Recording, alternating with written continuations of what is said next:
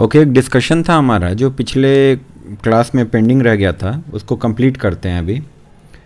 Sales, अच्छा हमने discuss कर लिया था क्या कि फिक्स्ड कॉस्ट क्या होता है और वेरिएबल कॉस्ट क्या होता है। हमने दो चीज़ों को क्या क्या डिस्कस करा था। हमने डिस्कस करा था कि फिक्स्ड कॉस्ट किसको बोलते हैं। फिक्स्ड कॉस्ट हमने डिस्कस करा था एक ऐसा कॉस्ट कि आप प्रोडक्शन कम करो या ज़्यादा करो, ये कॉस्ट आपका सेम टू सेम उतना ही लगेगा, उतना ही लगेगा। जैसे फॉर एग्जांपल आप ले लीजिए, आपने गाड़ी खरीदी और वो गाड़ी आपने खरीदी है लोन पे, आपने लोन पे गाड़ी खरीदी है। अब आप गाड़ी को कम चलाते हो या ज़्यादा चलाते हो, इससे कोई फर्क नहीं पड़ता। गाड़ी का जो इंश्योरेंस है वो तो आपका हर साल उतना ही जाएगा, या गाड़ी का जो ईएमआई बनता है, इंस्टॉलमेंट बनता है ना, अपने लोन पे लिया है तो अपनी इंस्टॉलमेंट दोगे ना गाड़ी की, तो आप गाड़ी को कम चलाओ या ज़्यादा चलाओ, आपका जो इंस्टॉलमेंट है वो तो उतना ही बनेगा। ये बात मानते हैं। आपने एक मोबाइल फ़ोन खरीद लिया और मोबाइल फ़ोन के अंदर आपने उसको भी मान लो लोन पे खरीदा, 1 मिनट के लिए फॉर एग्जाम्पल, तो अभी आप मोबाइल पे कम बातें करो या ज़्यादा बात करो, जो आपका ईएमआई है वो तो बराबर रहेगा। तो कोई भी ऐसा खर्चा जो यूज से डायरेक्टली रिलेटेड ना हो, उसको हम लोग, या प्रोडक्शन से डायरेक्टली रिलेटेड ना हो, उसको हम लोग बोलते हैं फिक्स्ड कॉस्ट। ठीक है। कोई फैक्ट्री है, वो फैक्ट्री, उन्होंने फैक्ट्री की जो बिल्डिंग है वो किराए पे ली हुई है, तो फैक्ट्री में आप कम काम करोगे या ज़्यादा काम करोगे, लेकिन जो आपका रेंट है वो तो बराबर लगेगा, उतना ही, उसमें तो कोई अंतर नहीं आएगा। या फैक्ट्री के अंदर कोई मशीन है, वो आपने ले ली है, लीज रेंटल पे लिया है, तो भाई आप मशीन पे काम करो कम या ज़्यादा, वो लीज रेंटल उतना ही लगेगा। तो फिक्स्ड कॉस्ट मतलब होता है any cost which is not related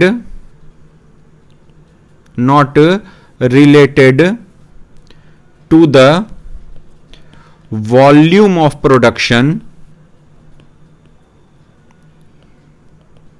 directly. Its amount will be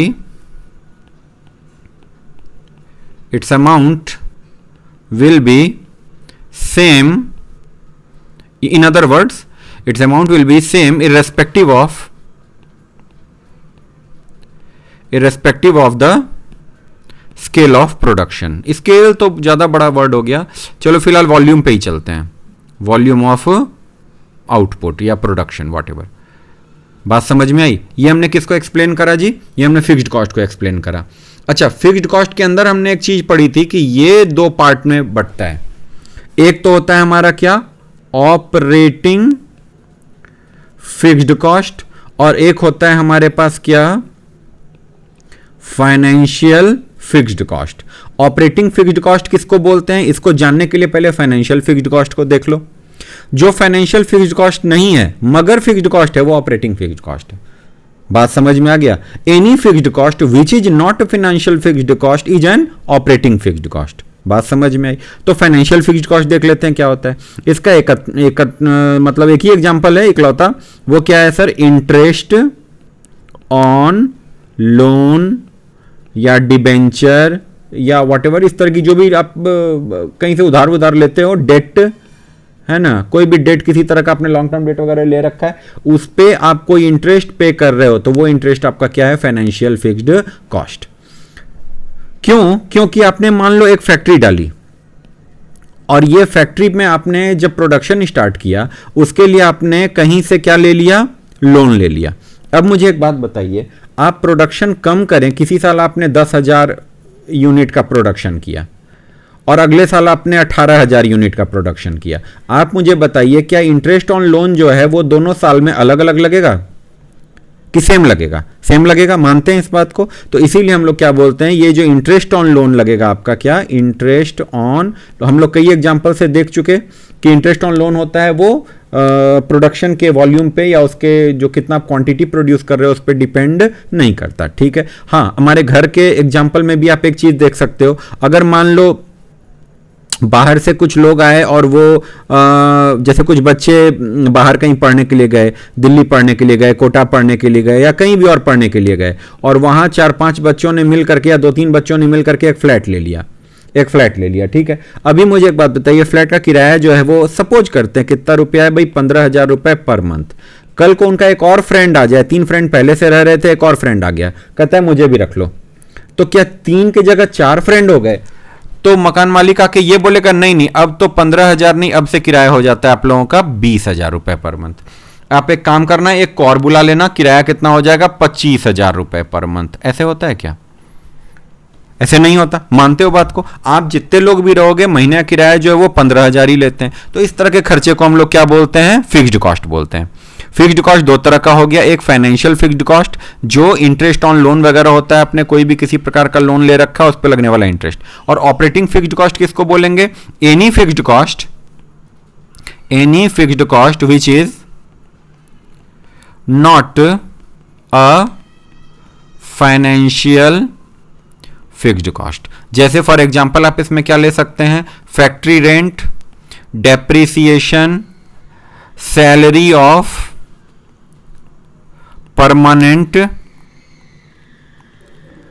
staff, है ना, और भी जो भी एग्जांपल आपको मिलते हो, जो भी आपके खर्चे ऐसे खर्चे हैं जो कि लगने ही लगने हैं। आप काम कम करो या ज्यादा करो, ये खर्चा उतना ही लगेगा। Amount will be same, amount will always be same. चलिए, हमने दो चीजें देखी। अच्छा, फिक्स्ड कॉस्ट हमने देखा। फिक्स्ड कॉस्ट के बाद हमने दूसरा क्या देखा? हमारा वेरिएबल कॉस्ट। सेकंड हमने क्या देखा सर? हमारा वेरिएबल कॉस्ट। वेरिएबल कॉस्ट का मतलब क्या हो गया बताइए? Any cost obviously which is directly related to, है ना, इसको आप लोग क्या बोलते हैं? अरे वो होता है कोरिलेशन होता है ना, है ना, इसका कोरिलेशन है, पॉजिटिव कोरिलेशन है। Any cost which is directly related to volume of production. ठीक है, तो उसको हम लोग क्या बोलते हैं? उसको हम लोग बोलते हैं वेरिएबल कॉस्ट। ओके ओके, चलो, जैसे हमने एग्जांपल करा था ना, raw material cost, raw material, जैसे इसका आप कह सकते हो जैसे would for making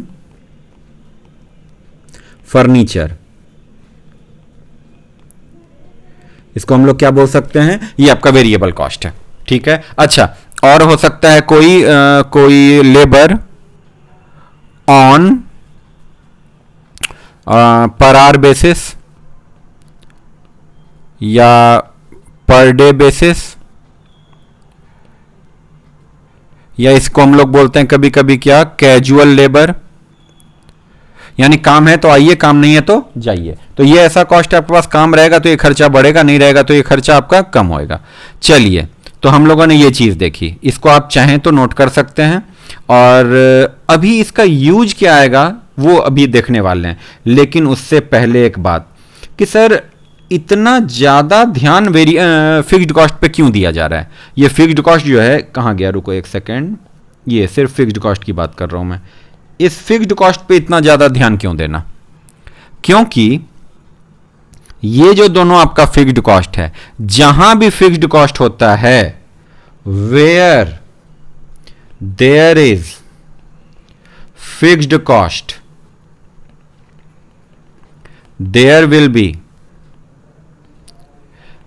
risk of not be able to pay such amount on time। देखो भाई, जहां भी फिक्स्ड कॉस्ट है वहां पे एक रिस्क है। जहां भी फिक्स्ड कॉस्ट है, जहां भी फिक्स्ड कॉस्ट है, जहां वेरिएबल कॉस्ट है वहां पे कोई रिस्क नहीं है। वेरिएबल कॉस्ट है, कोई रिस्क नहीं है, लेकिन फिक्स्ड कॉस्ट है तो एक रिस्क है। क्या रिस्क है? आप समय से उसका पैसा भुगतान नहीं कर पाओगे, समय से पेमेंट नहीं कर पाओगे। क्यों? आपके पास काम ही नहीं है। और आप जैसे मान लो फॉर एग्जांपल लेकर चलते, कोई आदमी अपने फैक्ट्री में काम कर रहा था और फर्नीचर बनाता था और लकड़ियां वगैरह लाता था, फर्नीचर बनाता था अपनी फैक्ट्री के अंदर, शॉप के अंदर। अभी जैसी सिचुएशन हो रखी है, इस सिचुएशन के अंदर जरा सोचिए एक मिनट के लिए, उसके पास ऑर्डर नहीं है। ऑर्डर नहीं है तो जाहिर सी बात है वो लकड़ियां भी नहीं खरीद रहा, लकड़ियां नहीं खरीद रहा होगा ना।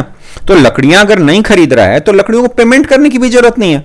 जब हम खरीद ही नहीं रहे माल, पेमेंट क्यों करें? किसको करें पेमेंट बताओ? तो वेरिएबल कॉस्ट को पेमेंट करने की जरूरत नहीं है। लेकिन काम आपका हो रहा हो या नहीं हो रहा हो, आप जिस दुकान में अपना अपना बिजनेस चलाते थे वहां का रेंट तो आपको देना पड़ेगा। आपने जो स्टाफ अपने यहां रखा था उसको सैलरी तो देनी पड़ेगी, ठीक है। आपने मान लो कोई मशीन आपने लोन पे ले रखा था तो उसके अंदर आपको क्या बोलते हैं उसका ईएमआई तो देना पड़ेगा, मानते हैं इस बात को।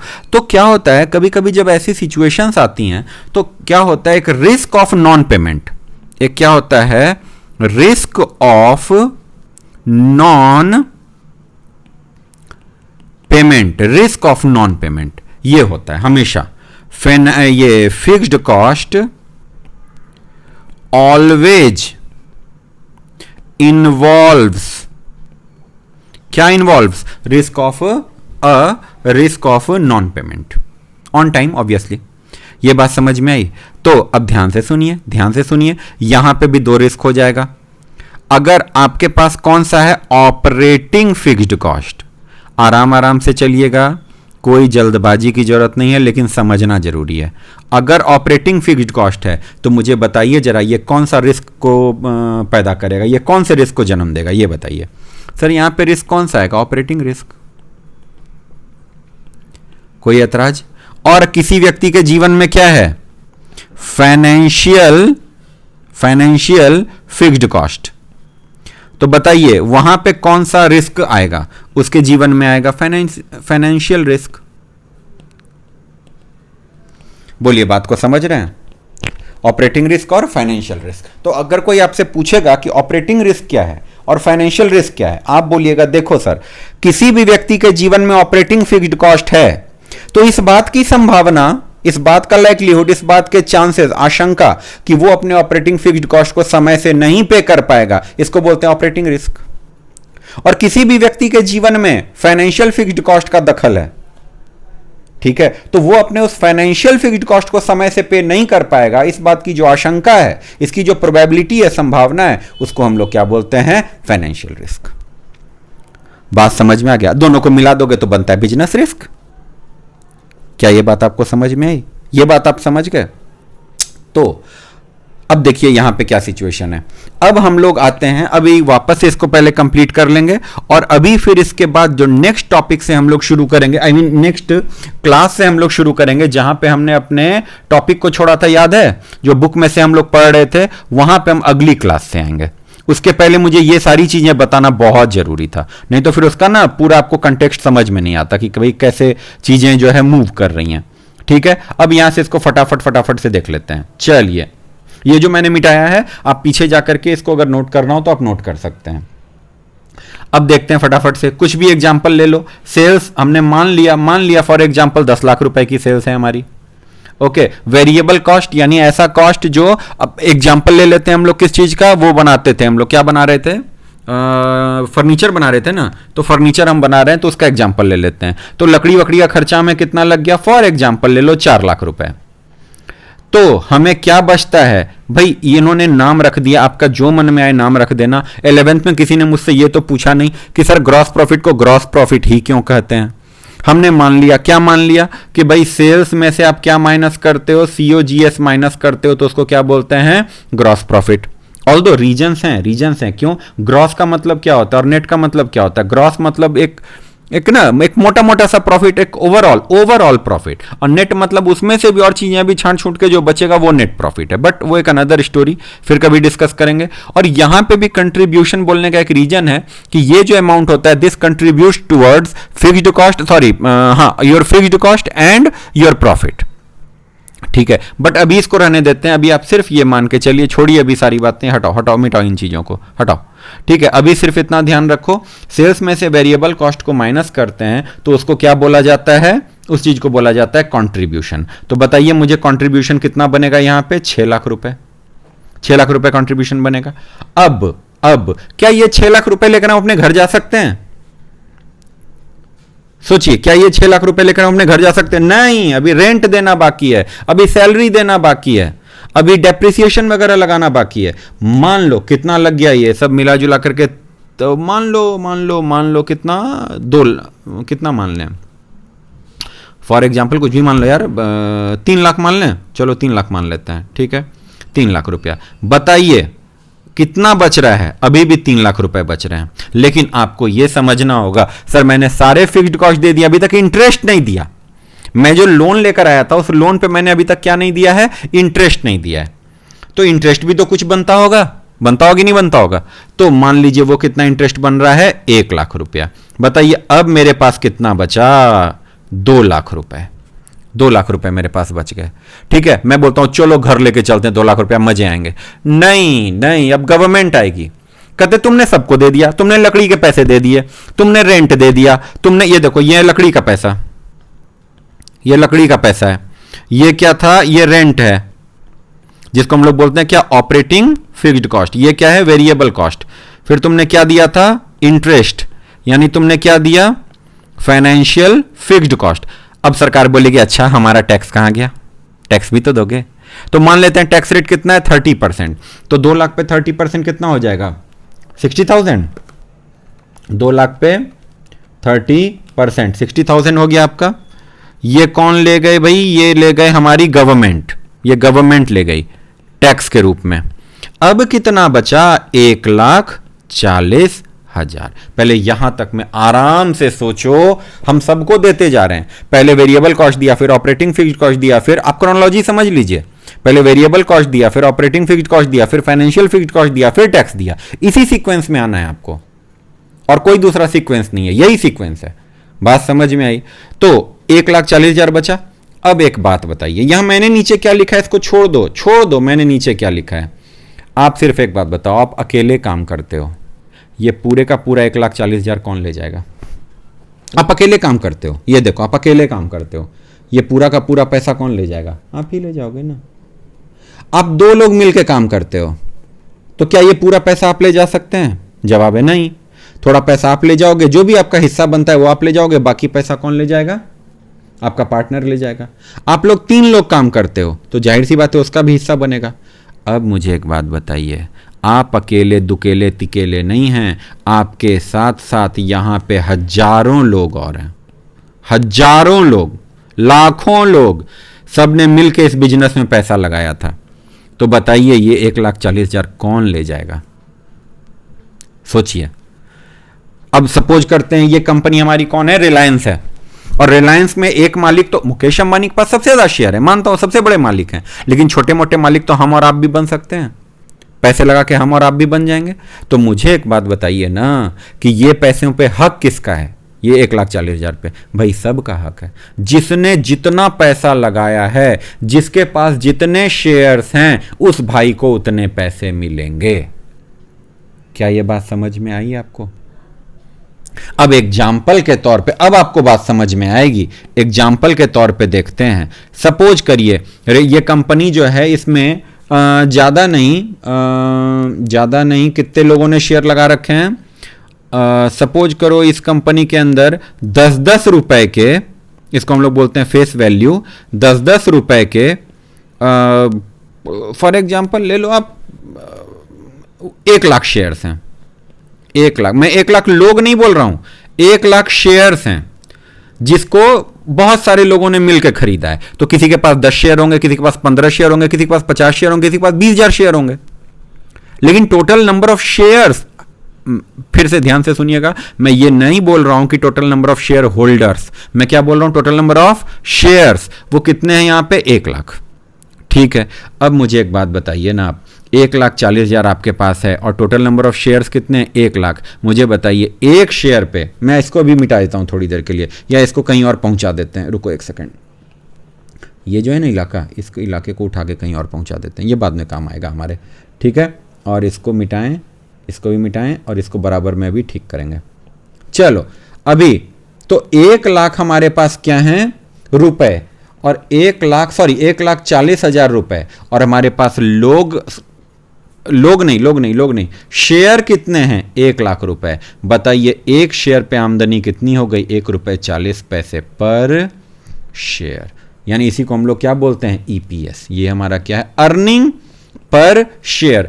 अर्निंग पर शेयर, नाम से क्लियर है। अर्निंग माने अर्निंग पर शेयर, यानी एक शेयर पे कितनी अर्निंग।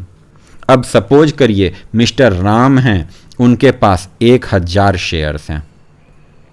बताइए उनकी अर्निंग कितनी हो जाएगी, 1000 गुने 1 रुपये 40 पैसे यानी कितना, 1400 रुपये।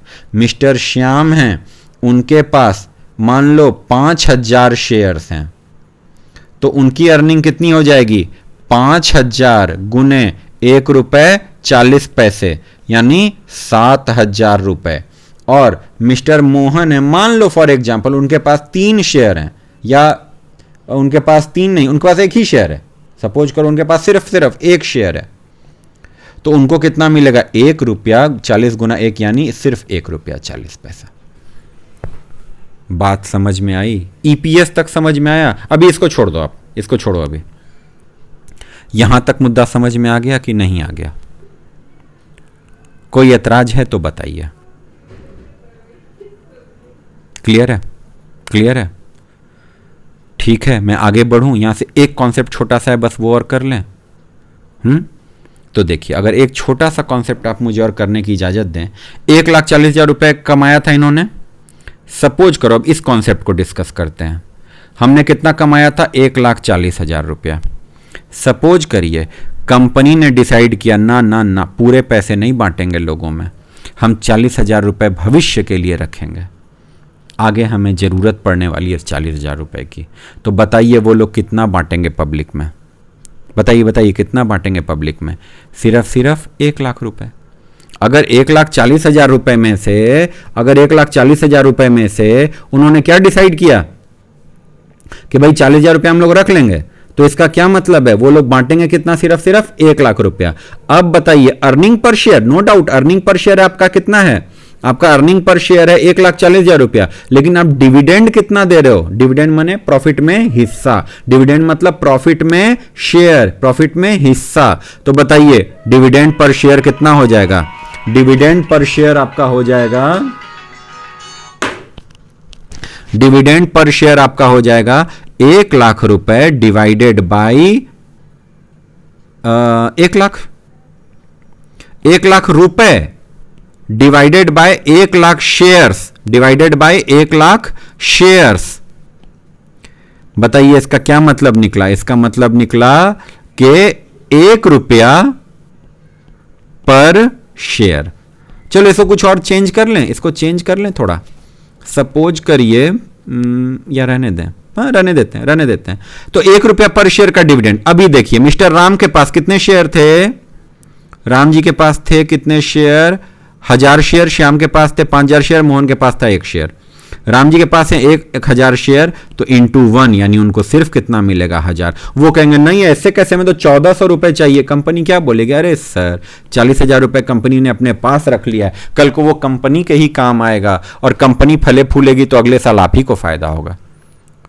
ठीक है, अच्छा मिस्टर श्याम के पास कितने शेयर थे, 5,000 शेयर, तो इंटू 1 करिए यानी उनको कितना मिलेगा, 5,000 रुपए। और मिस्टर मोहन के पास कितने शेयर हैं, 1 शेयर, तो उनको कितना मिलेगा, सिर्फ 1 रुपया। बात समझ में आई, क्या क्या हमने डिस्कस किया। अच्छा देखें कुछ छूटा तो नहीं हमारा, क्या क्या डिस्कस करना था हमें, देखते हैं हमें क्या क्या डिस्कस करना था। मैं पहले यहां पे लिख लूं, फिर मैं इसको ये जूम इन करता हूं। पहला वेरिएबल कॉस्ट, दूसरा फिक्स्ड कॉस्ट, 2 तरह के फिक्स्ड कॉस्ट, एक ऑपरेटिंग फिक्स्ड कॉस्ट, एक फाइनेंशियल फिक्स्ड कॉस्ट, तीसरा earning before interest and tax क्या होता है, चौथा अर्निंग बिफोर टैक्स क्या होता है, पांचवा अर्निंग आफ्टर टैक्स क्या होता है, छठा ओके ईपीएस क्या होता है, सातवां रिटेन्ड अर्निंग क्या होती है, और आठवां डिविडेंड पर शेयर क्या होता है।